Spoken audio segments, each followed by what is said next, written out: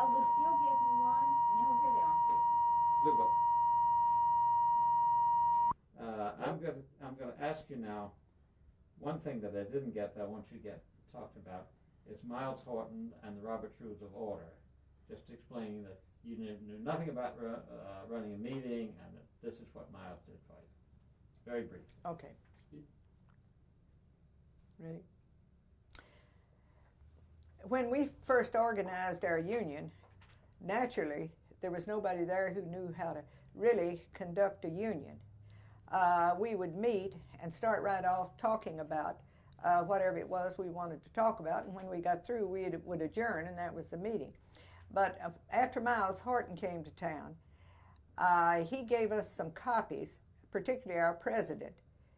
Our president was just a preacher. He didn't have any Robert's Rules of Order either. And Miles gave us copies of the Rules of Order, and we started using those. And we liked it. We liked that idea, you know, of going down the line there and reading the minutes, the treasurer's report, new business, old business, and all that. Of course, every one of our meetings was opened with prayer, and we always had an ample number of preachers to give. We're going to have to do that again because of the noise outside.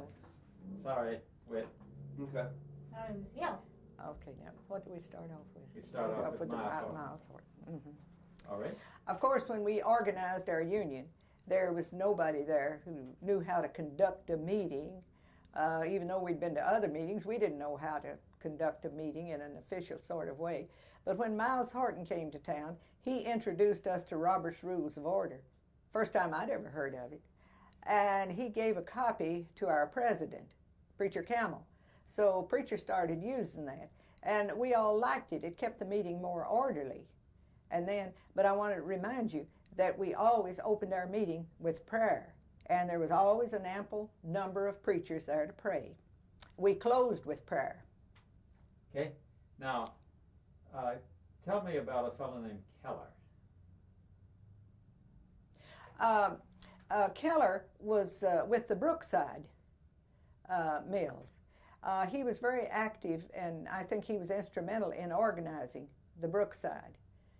I think he was, I don't know whether he worked in the card room or what he did there, but Keller was he was very active over there. And later he worked with Paul Christopher, who was the CIO director in Tennessee. Now, this is a kind of philosophical question. Hold it just a moment, Jamie. Legacy, if you want to use that word, both positive and negative. Well, many of the people who were in this strike, and particularly, of course, the blacklisted ones, and some of them who were not. See, we didn't particularly blame those people for going back to work. The strike had been called off, and the mill had opened. But some of them, one man I remember in particularly, who was mentioned yesterday, Jimmy Monroe. Jimmy had not been in a union before. He was a weaver there at Cherokee, but he had no union knowledge at all until he joined the Cherokee, and he later became an organizer for the glove workers, and he did a good job on that. And so did Larry Keller from the Brookside Mill. And we had several of those who did. There was one who died not too long after the strike. Ralph Goodman. He started working at TVA as a construction worker and was very helpful in getting good contracts negotiated with TVA. Okay, I'm going to ask you to do that again, just saying that a lot of our leaders who got blacklisted, they spread out to other places, but they became, their experience in the strike made them good labor leaders in other places. And then give me an example. Okay. Okay. Jamie, roll it, go. Many of the blacklisted workers there at Cherokee went on to other places and became good union leaders. But one of the things that to me was more significant there, of these people, you know, among factory workers, there is not a great big turnover, but there is some turnover. And one of the girls who was blacklisted along with me at Cherokee started working at Knoxville Glove Company, and she organized the glove company. And then we had Ralph Goodman, who went to work for TVA as a construction common labor worker.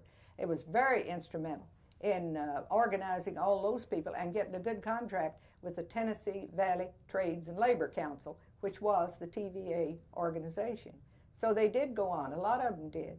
And Jimmy Monroe became an organizer for the glove workers. You told us a story the other day. We had one very disruptive thing to happen, and that was that Mr. Hansen, who was, I don't know whether he was the owner, I'm sure he was one of the big stockholders, and was the president of the Cherokee Spinning Company there, died of a heart attack. And some of our people, being in this Bible Belt, felt that we might be responsible for that. And I was really concerned about it, because by that time I was the president of the local, and I felt responsible to the people that we should do something about this. I didn't know what to do. But Franz Daniel, who was an organizer for the Amalgamated Clothing Workers, came to town. And I asked him about it. And he said, well, let me handle it. Let me. Well, handle it. Yes, you handle it. And he did. We called a meeting, and he told the people there, you know, he just more or less glazed over it. He said, I see in the paper where Mr. Hansen has died, and don't you people feel any guilt whatever over this? What the old man's conscience did to him has nothing to do with you. And we glanced over it, and it seemed to satisfy the people. But I was really concerned about that one. Okay. Excuse me, I think it's... I'm sorry about that. Thank you, Judy, for catching that. Yeah, I'm glad you caught it too, because I'd said it wrong. It was Mabry. Yeah. No, we're rolling. You know the name now. Is that the way it's pronounced in there, Mabry? No. Okay. We're rolling. Okay, right. Something that was very disruptive during our strike was that Mr. Mebane, the president and I suppose the major stockholder in Cherokee, died of a heart attack. And I was president of the local there, and I didn't know how to handle that. I knew with all these religious people, in fact, some of them had already called to tell me that, well, maybe we caused Mr. Mebane to have the heart attack. And I did not know how to handle it. But Franz Daniels, he was an organizer with the Amalgamated Clothing Workers, came to Knoxville. They were organizing the old Knoxville Shirt Company at that time. And I told him about this situation I was in. And he said, well, let me handle it. I said, fine, you come to our meeting. So he came to our meeting, and he did it very casually.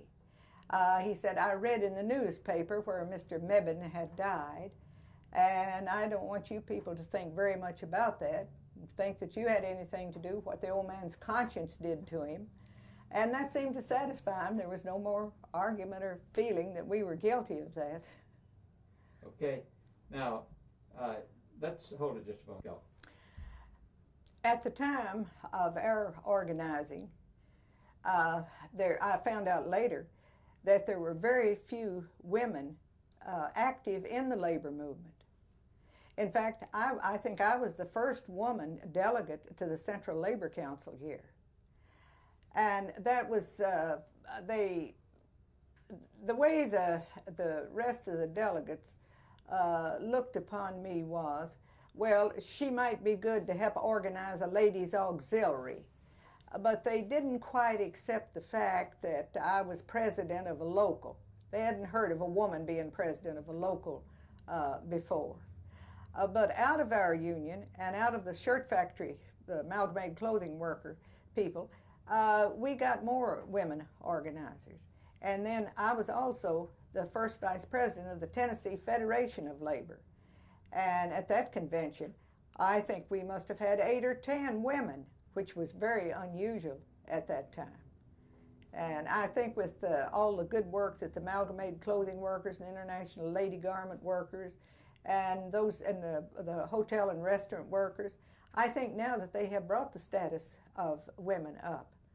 But we were more or less ignored. Okay. Now, You want me to say that? As you probably noticed in that scrapbook, there's several pictures of me in there.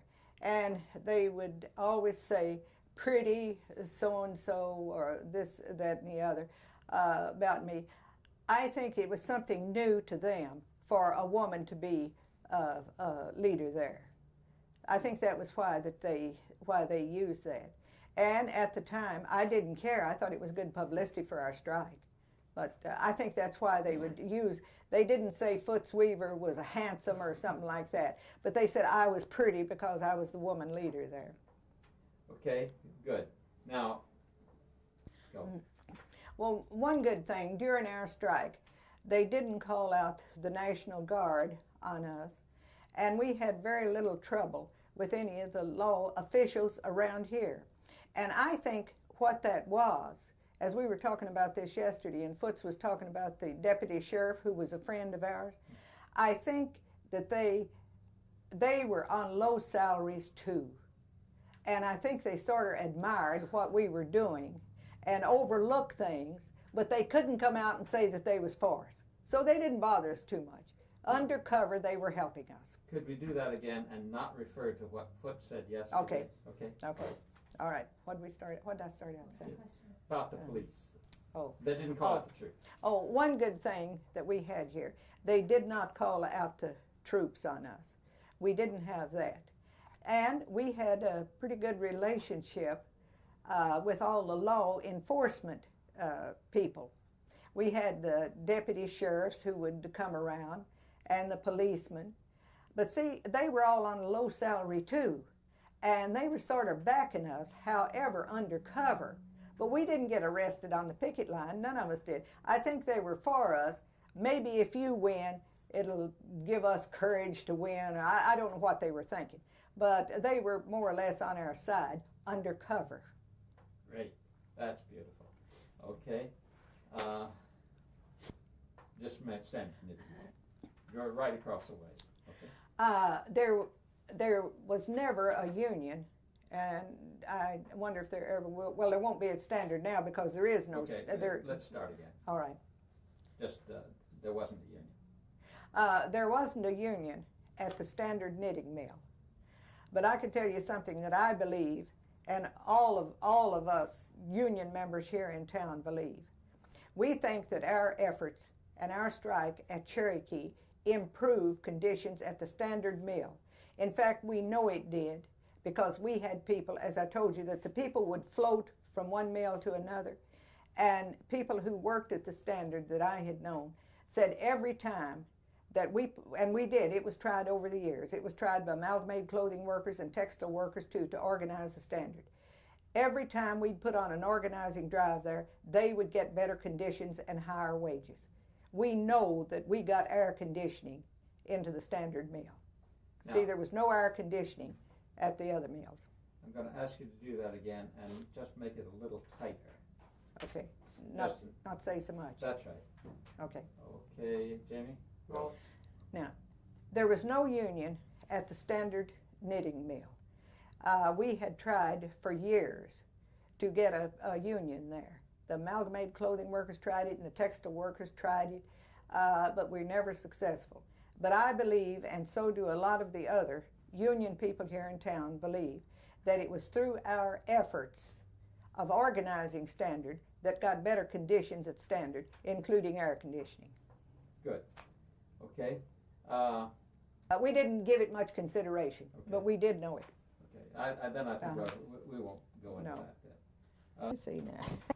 Well, after that strike, and all that I had gone through with on that, even little things like learning Robert's Rules of Order and finding out what an injunction was, I thought then, well, I have learned this much here, and there is a better life than in that Cherokee mill or working anywhere in a mill.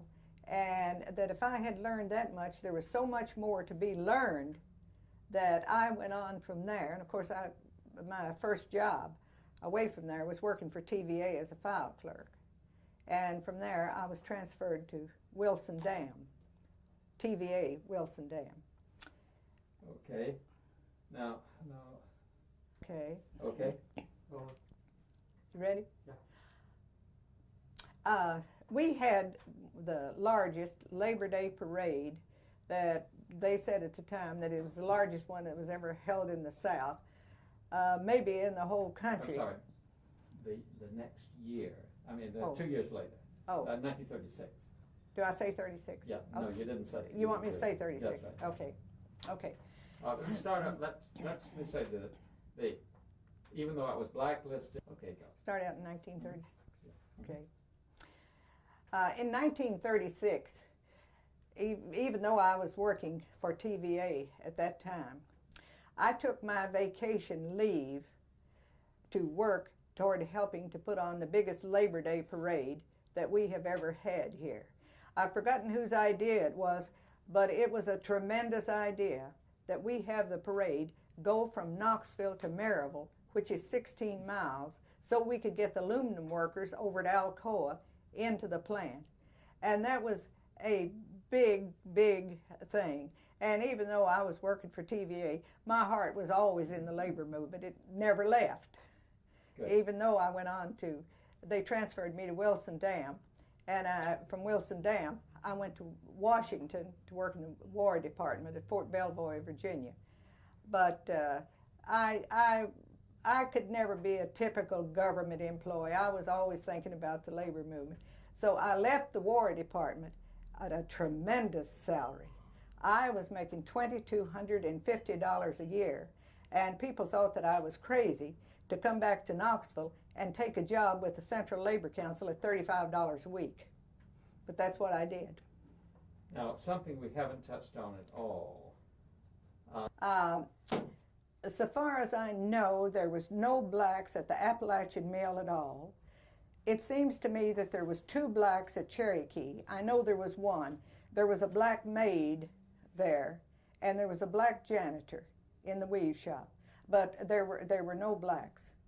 And you must remember, at that time, our buses and our streetcars were segregated. Whites in front, blacks in the back.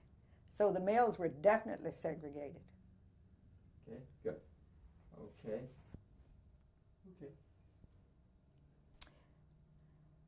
Well, I am, as you can tell, I am 83 years old, and I have never stopped since the Cherokee strike of being interested in the labor movement.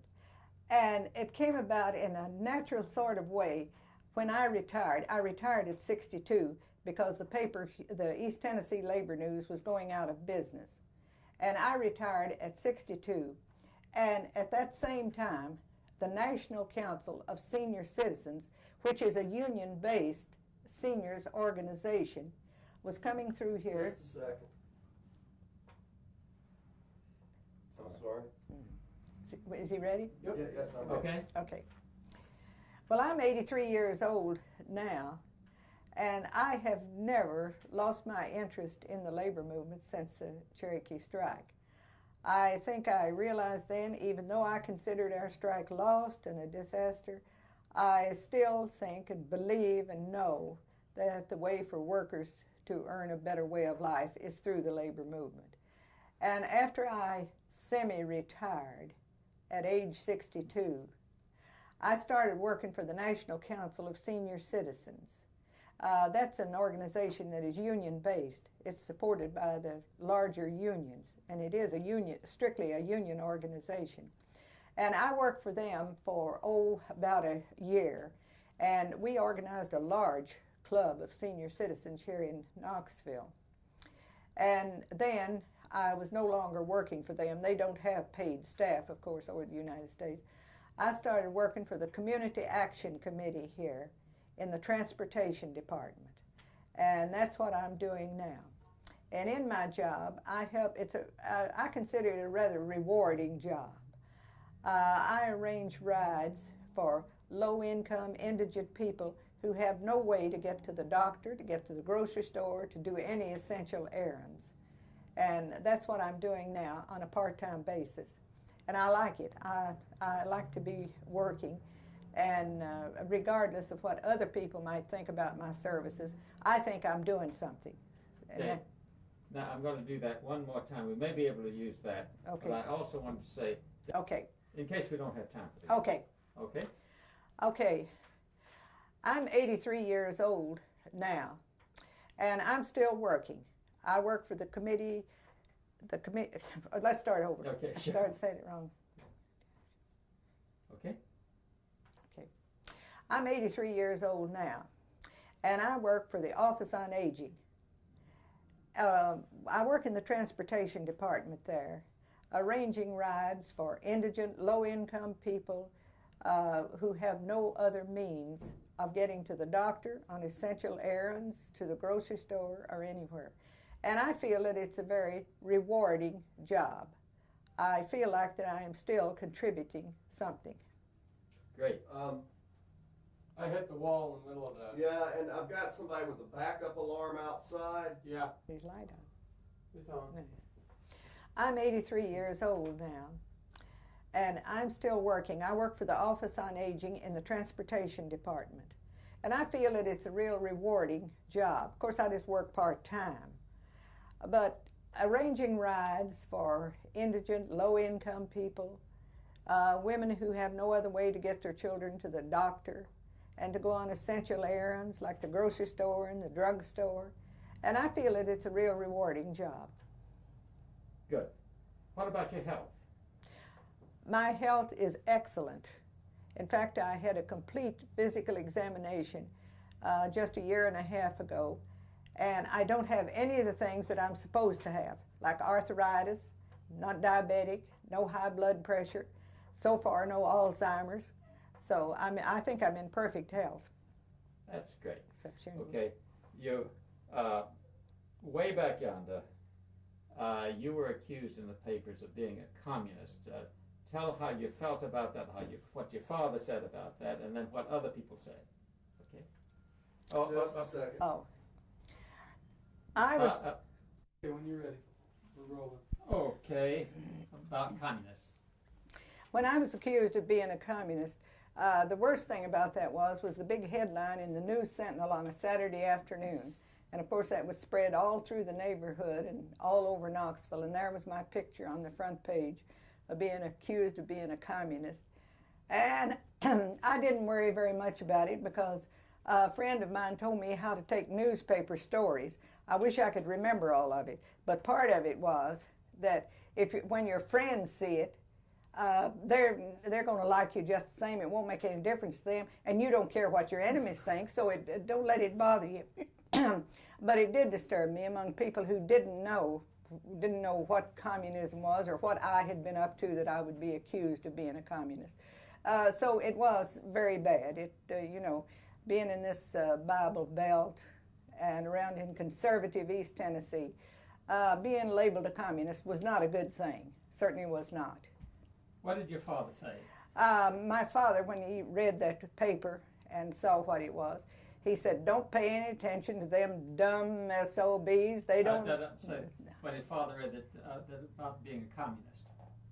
Oh, put that in front of Yeah. you. When my father read in the paper about me being a communist, and I was wondering what effect it was going to have, and he said, "Oh, don't pay any attention to them damn SOBs. They don't know the difference between communism and rheumatism." Didn't worry about it at all. So I stopped worrying about it too. And you'd be surprised at the number of people who told me later that they did see the paper. That's about all. There wasn't any. And like my friend had said, your friends didn't care, and I didn't care what my enemies thought. So I'm sorry, we're going to have to. Just the first question again. I was a little soft on the focus. I'm sorry. When Where you're did we talking about your picture being in the paper on a Saturday afternoon. Do we have to start there? Yeah. When my picture came out in the News Sentinel on a Saturday afternoon, of course everybody saw the paper, everybody that was taking the paper saw it, and I was a little concerned about it, living here in conservative East Tennessee and in the Bible Belt, what people would think about it. But after my father saw what was in the newspaper there, and I told him I'm how... sorry, we missed it all because you haven't said, in this take, you haven't said anything about communism. Oh. I'm sorry. I said my picture's Yeah, in that's there. Okay, okay. okay. Now, we ready? Yeah. Yes, ma'am. Okay. I was labeled as a communist in the Knoxville News Sentinel on a Saturday afternoon. Was it News Sentinel or Journal? No, that was the Sentinel. It was in the Was Sentinel. News Sentinel? Yeah, because the Journal was a morning paper. I beg your pardon. I'm sorry to interrupt. you. Okay, I- over. Okay, yeah.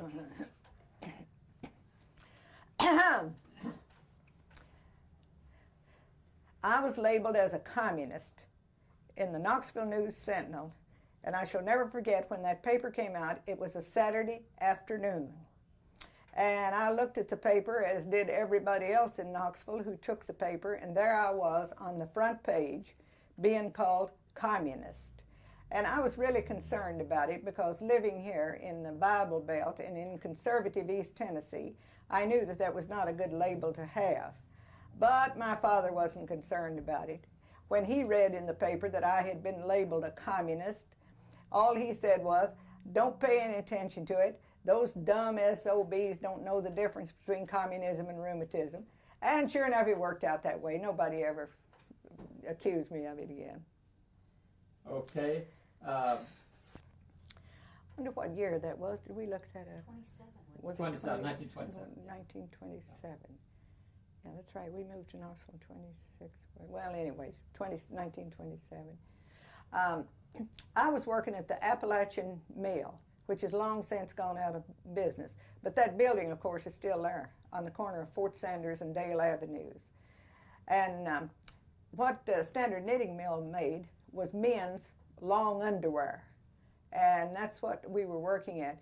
And going to work one morning, this was in 1927, there it was printed across the street in great big yellow letters, "Free Sacco and Vanzetti." We went on into the mill and everybody was asking, who in the dickens is Sacco and Vanzetti? Of course, in the mills, you know, you have to have some fun and rumors going. So by the time we were through working, everybody knew who they were, and some of the girls had dated them and all that kind of stuff. That's great. Okay. Now, Well, in school, I talk about not knowing anything about the labor movement during our strike. Where would I have learned anything about it? We had these extremely conservative newspapers, and I certainly didn't learn anything about it in school. great. Okay. I wasn't, they put the BDO system in at the Appalachian Mill. At the time, I was working at Cherokee. So I heard all about the BDO system, but I'm not fully acquainted with how it worked. I know it was a stretch-out system. Good. But- Okay. We knew that the labor boards existed, but we never got anything beneficial from the boards. Every time we'd take a case to them of any kind, it was stalled. And I think maybe, I don't think the boards were doing as much as they could, but you must remember that these boards were something new to the people all the way around, so possibly the people on the boards didn't know what to do either. Very good. Now, let's try this, all right? Because those boards were stacked with those people. That's right, yeah. The boards that we needed to appeal to were really stacked with management, corporate people. So we didn't know exactly, we wanted to appeal to them to let them know that we were here. We were a little bit conscious of the fact that our letters possibly weren't as well worded as they might be. But we still said, if we write them in our own language and get them to them, they'll know that we're here. Now, I'm going to try that one more time. I like. Really? Okay. We wrote letters, we strikers, wrote letters to all the boards that we could think of. If we saw a name in the paper and he was on some board, we would write him a letter. But we did realize, too, that we were up against some strong competition there when the company was hiring high-priced lawyers like Leon Gerolman, that we were actually competing with them. We knew that our letters possibly weren't as well worded, but we still wanted to send them to let them know that we were here. They did get our letters. Good. Okay.